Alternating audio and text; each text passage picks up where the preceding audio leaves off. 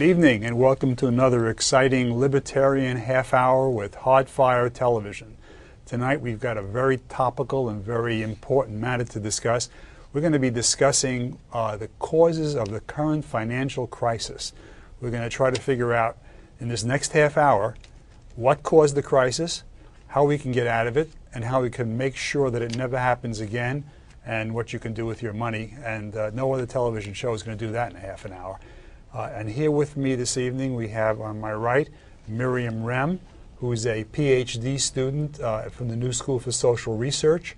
Miriam is also a member of an organization called ATTAC, which is an acronym for an organization in French that I won't even try to pronounce, but the premise of which is that financial markets are best controlled democratically. And we'll be hearing more from Miriam about exactly what that means. And to Miriam's right is a frequent guest on our show, Cameron WEBER, who is also a PhD student in economics and history at the New School for Social Research. And Cameron, as we know, was formerly the Chief of Financial Oversight at the Department of State.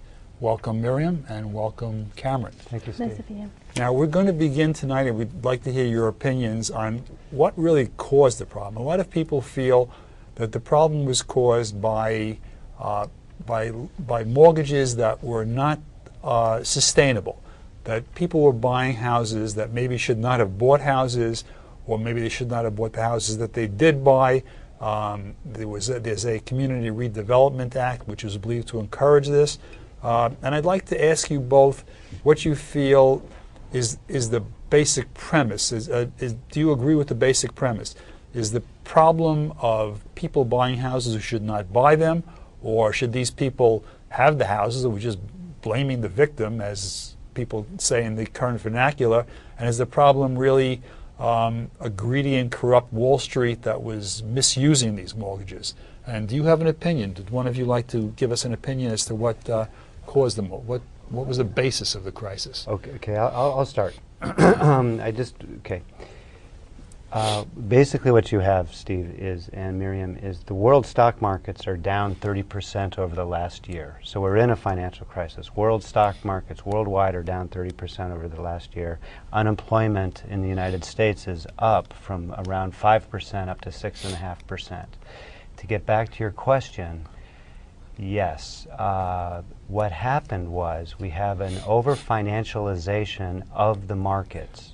And that is because we have a financial system and an economy which prioritizes debt. What do you mean, Cameron, for our audience, of financialization of the system? It means that our tax code in the United States, which, as we know, is the largest financial leader in the world, and the contagion that has affected everywhere else started in the United States. But what I mean is that our tax code allows companies to write off interest on debt, and it allows homeowners to write off their mortgage payments of debt. So you get a tax write-off on interest and debt, yet equity is double taxed. So Cameron, you feel a big part of the problem is that home mortgage interest is deductible? Yes, and that's created too much But this debt. We've had in this country for as long as we can remember. And the mortgage bonds, just like you said, we have 100% Fannie Mae,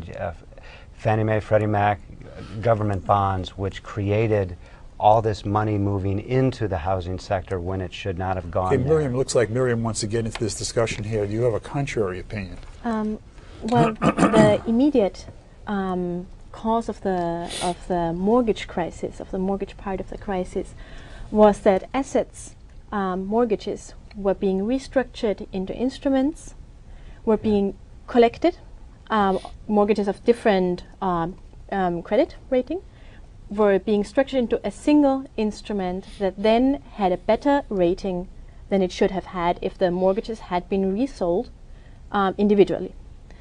So that is the very immediate cause. We're talking about what's basically referred to as securitization of the mortgages, where they're bundled together and chopped up and sold like that. And those are what's guaranteed 100% by the government. Those securitized bonds are what's... I'm sorry, you were going to complete your thought. Well, I do not agree that they were 100% backed by the government. Otherwise, we would not have this problem. Otherwise, the government would not have to go in now and say they're buying it or are not buying it. So you feel the securitizations and the distance from the original mortgagee is what's causing the problem, the fact that it was securitized and resold? And that in the process there was value being created that was not there. The credit risk was artificially lowered when it was not low. So the risk was being hidden in the system. And the system did not take into account systemic risk. It did not take into account the risk that everybody could fail. That not just the one mortgage could fail, but if everybody failed, then these assets would be dragging down other assets and would be dragging down big institutions like AIG. Well, let me ask you this, Miriam. People have answered that by saying that the securitization by what we refer to as the greedy investment banks and people making huge amounts of money is important. But if the underlying mortgages had been performing, then the system could have continued just the way it is. If people were paying their mortgages, and even if then the securities would still be good, and there wouldn't be any kind of a problem. Now, do you agree with that? Do you disagree? The thing I find so interesting about this crisis is that a tiny percentage of mortgages are actually not even defaulting, but in risk of default. A very tiny part of mortgages are defaulting, and a slightly smaller are at risk of default. And this can bring down the whole financial system. The whole interbanking markets where banks lend money to each other froze just from a small fraction of the entire mortgage market, which in turn was a small fraction of the whole asset-backed securities market. So you mean you're saying these securities basically are sound except for a very small percentage of them? Most of the mortgages out of 100, I'm sorry, I didn't mean to interrupt you, but just to clarify, are you saying that basically the concept of securitization is a sound one, and the mortgages are mostly sound, but a small percentage of them, and this is all a matter of perception? No, I'm not saying that. Oh, that is a misunderstanding. Okay. I'd like to I agree with Miriam. I agree. By repackaging these things, banks reselling them, every time they repackage them and resell, they get fees and create more debt. And like I said, it's because they can write off the payment on that debt. And so that it creates this whole system of debt, which is removed from, like you said, Steve, the underlying value of the mortgages. So you get this cycle of debt and financialization removed from the underlying assets of the economy. And that's because of the tax code and the 100% government guarantees of the initial tiny little tranche of mortgages. But if the question then arises, if the mortgages were being paid, if people were not defaulting, then why would that be a problem for this concept of securitization? They did default on a small part of mortgages, and that led to those structured instruments being downgraded in risk. I see. And institutions like AIG, like insurers, are by law required to hold only very highly rated, very safe assets. So as soon as these were graded down, even by a small part, by the small percentage of mortgages that were defaulting or in risk of default, this obliged the institutions to sell these assets in very large amounts, and that then created the freezing up of markets and the problem in the financial system. That I'd like to comment on the. Miriam is exactly right. I'd like to comment on the freezing of the markets. What happened was you had the Fed with an artificially low interest rate, which kept more money piling into these securitized instruments. And the Fed drops the interest rate, so the bubble pops. But the banks didn't want to, and this is where we might disagree, the banks didn't want to sell these instruments and take a loss because they knew that the Federal Reserve would bail them out. The Treasury would bail them out because the Federal Reserve has it at too big to fail. So Cameron, are you agreeing with Miriam that basically the overwhelming number of people are paying their mortgages, and this is all a matter of a very small number? Because I was under the impression that that was not the case, that the problem was, and correct me if I'm wrong, since I'm sitting here with two noted economists to be, that the problem was that mortgages were given to people who could not afford them. They were giving zero down. That started the initial defaults. Right, and they started defaulting on these mortgages. They couldn't afford the mortgage. And then that started a chain reaction. But the basis was that these mortgages were not performing. They were not being paid. Didn't that bring the whole system down? Yes. See, that is what happened. That a small part of mortgages did default. You think it was a small part? I do not have the exact numbers. I understand. I have a 4 or 5% in my head, but the initial small percentage defaulted, and then the risk rating on those bonds was lowered, and that then lowered the risk rating on all the other bonds.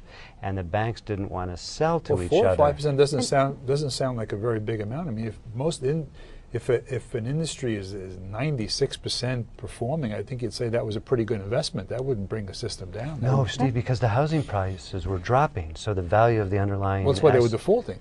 That then caused the housing prices. So that then started off the crisis. That's the intricate thing about financial markets. Yes. That when everybody does everything the same way, and a small thing goes wrong, everything crashes. It's like a card house where you take out one small card and everything just comes down. I see. So you're saying that basically most people are paying their mortgages, a few people didn't, and that's what brought the whole thing down. Then you have the second round effects of housing prices going down, of many mortgages were being refinanced on a regular basis. Mm-hmm. So these markets stopped. So then these people started defaulting on their mortgages because they could not be refinanced. Interest rate payments on mortgages were starting to go up. So all this then contributed to a worsening of the problem and to a spread of the default problem. Mm. And it was really just a very small, just a small number of mortgages. Glitch in the system that started to bring the whole. Well, what do you say to people that I'd like to comment on Miriam's House of Cards yes, analogy. That House of Cards was built on, because you have such high debt to equity, say 30 to 1 debt to equity, the equity owners of investments don't have a self-interest to monitor and self-regulate the financial sector because the debt is so large. So what we had instead was this regulatory regime which built the House of Cards by requiring everybody to price and risk the same.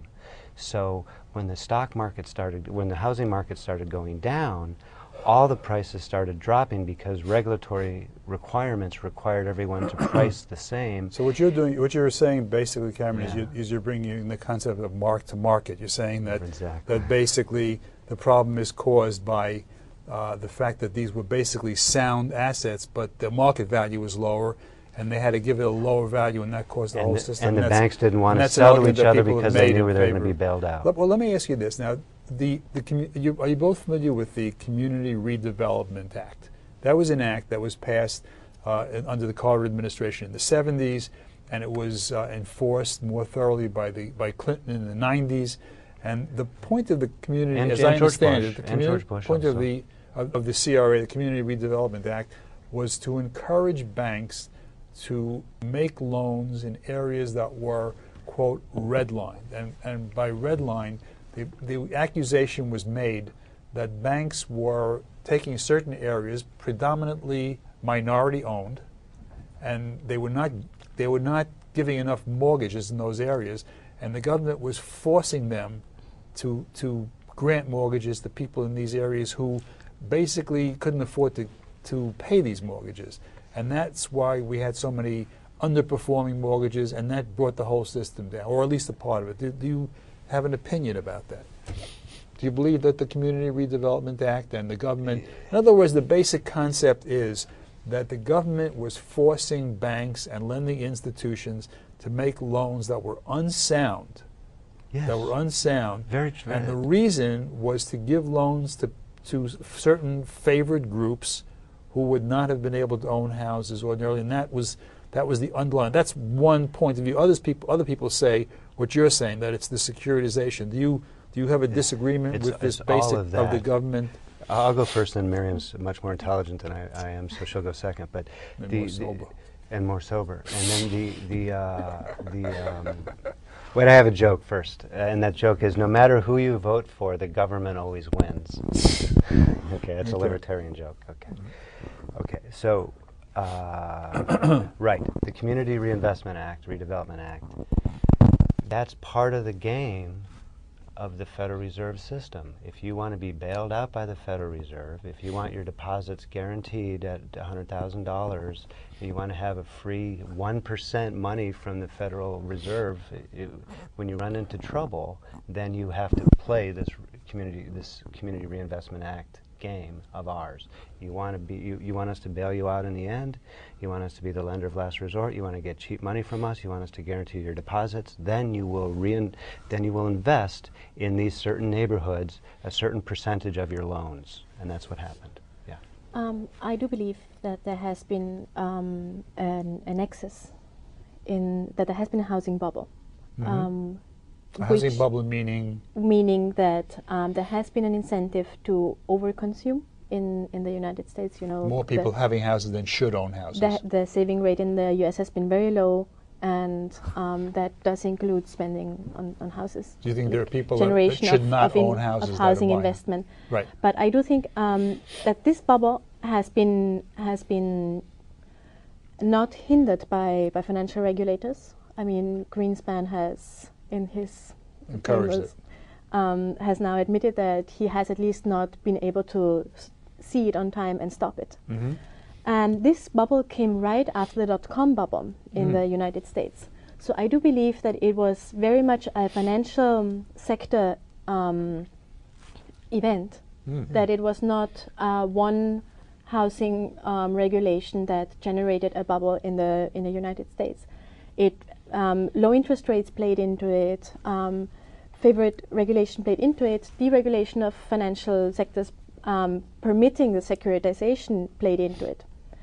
So now the question is, do we have a structure here? Do we see that there are bubbles being generated and then being deflated again? Deregulation. In what way should the system have been regulated? What specifically should have been done to prevent this securitization? It should not have been allowed? I believe that it would have been very important to deal with the possible consequences of a popping crisis. Well, of a popping bubble. Sorry. Should the banks have been allowed? Should Fannie Mae and Freddie Mac been allowed to bundle the mortgages together and sell them as securities? Or that whole concept you feel should not have been happening? I feel that there's a problem when the person that generates the risk does not take on the risk. So That's this the reselling, the hot potato game. You think they should not be allowed to resell it? I think it is problematic if you do not take on your own risks. Are you in favor of this, or are you against it? Should they be? should these people be allowed? You're saying they should not have been permitted to bundle these things and then resell them, or that's not the part that you disagree with? If they have, for instance, some kind of insurance, in order that if the underlying mortgage is default, they will take on the risk. Okay. Preferably the managers themselves personally, then I would be very much in favor. I believe it's a question of risk assessment and of not getting out of your obligations in an economy. Mm-hmm. I agree with Miriam. What the tax code, by prioritizing debt over equity, creates a big managerial class, which is removed from the owners of the company. So this managerial class. What does that mean, prioritizing, for our audience who is not economist? What does that mean to prioritize financial over equity? It means that you can write off mortgage payments and you can write off debt payments on your taxes, but you get taxed twice on your stock investments. Well, not all debt is right. It can write off. You can't write off credit card debt. No, but corporations write off debt. And that's why you have 30-to-1 debt-to-equity ratios. You think that corporations should not be allowed to write off debt? I think that there should be. Is that be a course of running business? There should be an even playing field. If you can write off debt, you should be able to write off equity payments. There should be an even playing field that doesn't create a distortion in the market, removing the investor from being responsible for the investments. It creates a big managerial class who pays themselves 25, 30, 50 million a year, creates this debt spiral in the short term, which hurts the economy in the long term. Yeah. What do you think, the boss of Lehman last year, I just happened to find the number, earned 72 million in the last year. Well, why do you think And Lehman Brothers defaulted got now. bailed out and Bear Stearns didn't? Is because Hank Paulson used to also be an executive at Lehman Brothers. Okay? There is So- a cooptation of politics and Paulson of was from financial. Goldman Sachs, I think. I'm at was it Goldman Goldman Sachs. There is a How much did he cooptation. make? 80. There is a cooptation of financial of politics by financial institutions. I do believe that. Oh, yeah. But that is why the attack believes that there needs to be more democratic control of financial markets, why the regulatory framework has to be set in such a way that there is no incentive to generate bubbles that will then burst and that will drag So the what that specifically? can I just finish for a second? Yeah, go ahead. And that will drag the real economy down. Okay, now specifically, what would this organization attack have done to prevent this? Well, we have proposals in a number of ways and on several levels. So our first proposal would be that all products and actors would have to be regulated, so that new products, the same way, for instance, pharmaceutical products are approved, new financial products would have to be approved, so that there cannot be a systemic risk that is not taken into account by the rating agencies, and rightly so, because they're private agencies and they are not designed, they cannot price systemic risk that would affect the whole financial sectors. So these regulation has, in my view, and I think that we will disagree, has to be a government function. Similarly, all actors have to be regulated. We cannot have hedge funds that are exempt from regulations as they apply to commercial banks. Investment banks have to be regulated, non-existent by now, have to be regulated the same way as commercial banks are regulated. So commercial banks did not get into trouble in the very vast majority until the whole financial sector collapsed. It was investment banks, it was hedge funds that were unregulated and that were engaging in activities that were not linked to the primary objective of the financial sector. And I would say, I would ask, if I start regulating, or if I start even considering regulating, I would ask, what do we want from a financial sector? What is the objective that we want from a financial sector? And I would say, an attack, we believe that this objective is to finance real activity, to make sure that business can innovate, that entrepreneurs get the financing they deserve according to the risk they take, that there will be finance for that, and not for generating derivative on derivative on derivative and reselling it and making gains from the increase in price. I understand what you're saying, but let me ask you specifically. Here we're talking about mortgages which were packaged and resold. Now, with government what part guarantees. of this would attack obviously is not against mortgages. Would they be opposed to packaging the mortgages and then reselling them? Without taking on the risk, yes. So they could. What do you mean without taking on the risk? What is the point? The whole point of this securitization was to hide the risk. I think it was to spread the risk. It was to hide the risk because It mortgages was that to make fees to sell the risk to each other and create more debt. yes, Okay, to hide the risk. because mortgages that were in risk of default were then graded A+ or AAA. Okay. So Okay. this risk was not being taken account in the system, and as soon as everybody started doing it, at some point it had to collapse, So and that was predicted, and it was not surprising. But again, I would like to come back to the underlying. I would like to take a step back from this particular crisis, and not only focus on the regulations of mortgages. There have been financial crises since the 1970s on a worldwide scale. They have mostly affected developing countries. And I believe that this crisis, now that these financial crises have come to the center, I believe one can start to look very much at a pattern. At the Asian crisis, when it was still believed that developed countries were going to be affected, there was a very strong discussion of these questions. But as soon as it was clear that it was just developing countries, the discussion subsided. So I believe that this financial crisis is it's a strong opportunity for an open and for a very democratic discussion. okay.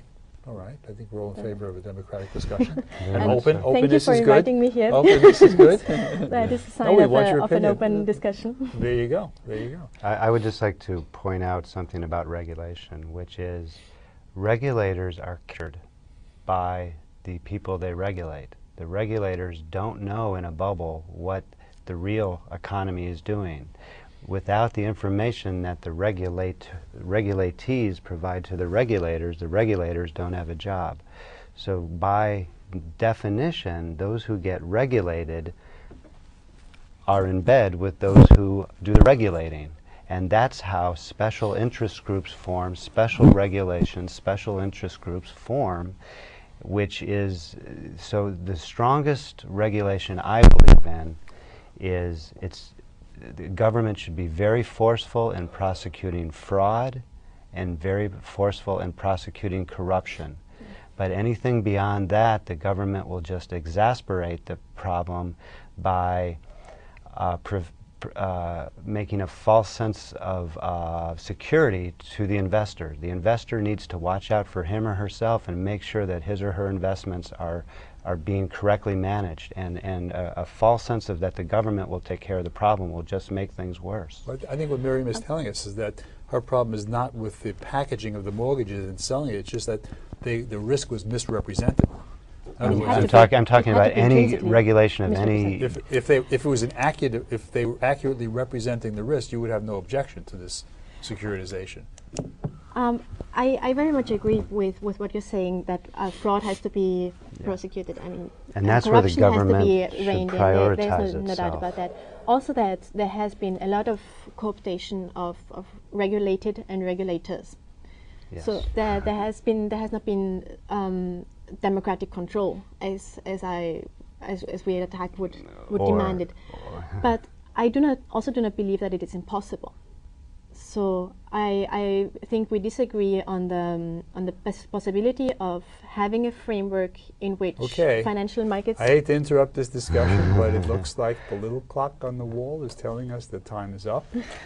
We'd like to thank very much Cameron Weber and Miriam REHM for coming and joining us and enlightening our audience. I hope this has been an informative and libertarian evening for all of our viewers. Thank you and good night. Live free or die. Live free or die. Live free or die.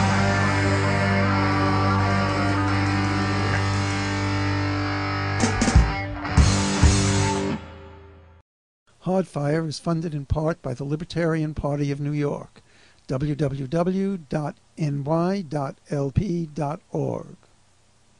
Catering for the cast and crew of Hardfire is generously provided by Da Vincenzo Restaurant, 256 Prospect Park West, Brooklyn, New York, 11215. 718-369-3590. www.davincenzorestaurant.com.